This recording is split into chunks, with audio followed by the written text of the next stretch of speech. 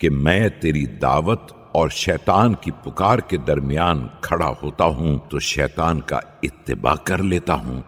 جبکہ میں اس کی معرفت کی طرف سے اندھا بھی نہیں ہوں اور اس کی شرارتوں کو ذہن میں محفوظ رکھنے کی طرف سے غافل بھی نہیں ہوں،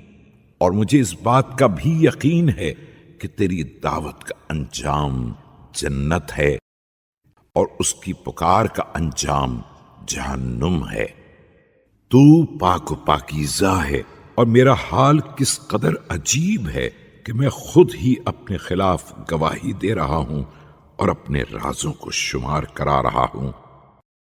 اور اس سے زیادہ حیرت انگیز بات یہ ہے کہ تو مجھے برداشت کر رہا ہے اور عذاب میں عجلت کرنے سے تاخیر کر رہا ہے، جبکہ یہ تجھ پر میرا کرم نہیں ہے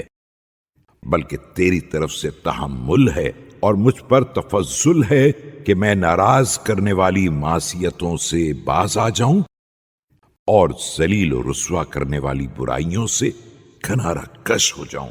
اور اس لیے بھی ہے کہ تجھے معاف کر دینا عذاب کرنے سے زیادہ محبوب ہے۔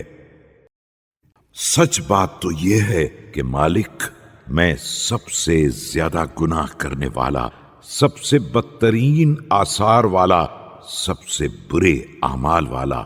سب سے زیادہ باطل کی راہ میں آگے بڑھنے والا،